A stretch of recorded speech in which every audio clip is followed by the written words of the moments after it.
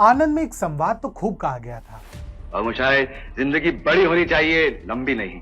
हद करते हो। एक ऐसे ही व्यक्ति थे जिन्होंने अपने कार्यों से अपने संक्षिप्त जीवन को बड़ा बना दिया। केवल 32 वर्ष की आयु में इन्होंने अपना शरीर त्याग दिया, परंतु इन्होंने अपने कार्यों से संपूर्ण संसार पर अपनी छाप छोड़ी।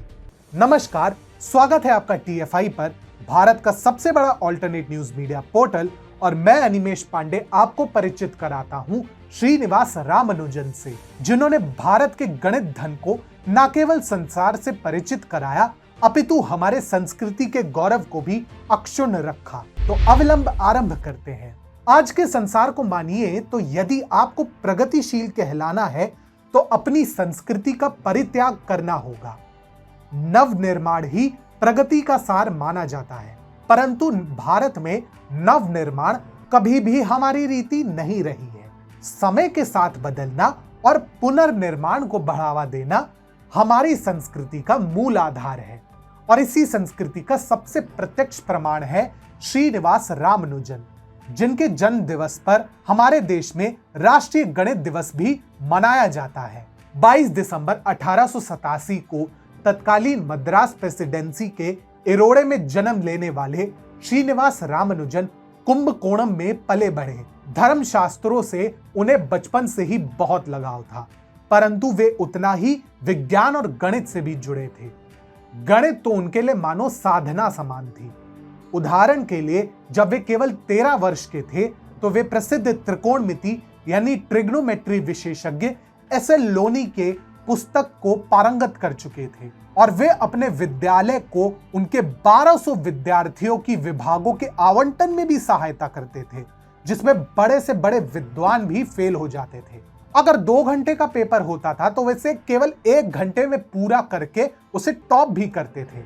ऐसे थे हमारे श्रीनिवास रामानुजन। जब तक वे किशोर अवस्था में पहुंचे, उन्हें क्यूबिक इक्वेशंस, ज्योमेट्री और इनफाइनाइट सीरीज को कुशलता से हल करने में निपुणता आ चुकी थी, और वे क्विंटिक जैसे असाध्य फॉर्मूले भी हल करने के लिए कदम उठाने लगे।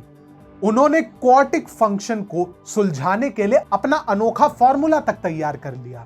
परंतु श्रीनिवास रामानुजन केवल उतने पर नहीं रुके। उन्होंने अपने विचारों, विशेषकर number theory, infinite number series, continued fractions इत्यादि पर अपने अनोखे अनुसंधान से सबको चकित कर दिया। उनकी प्रतिभा से अभिभूत होकर GH हार्डी ने उन्हें इंग्लैंड के कैम्ब्रिज विश्वविद्यालय में आमंत्रित किया, परंतु प्रारंभ में उन्होंने मना कर दिया, क्योंकि उनके लिए अपनी संस्कृति का परित्याग करना अशोभनीय था। वे अपने हर सफलता का श्रेय अपनी कुल देवी और महालक्ष्मी की स्वरूप नमक्कल की मां नमागिरी थायर को देते थे। उनका मानना था कि मेरे लिए एक इक्वेशन का कोई अर्थ नहीं जब तक वह मुझे ईश्वर से ना जोड़े।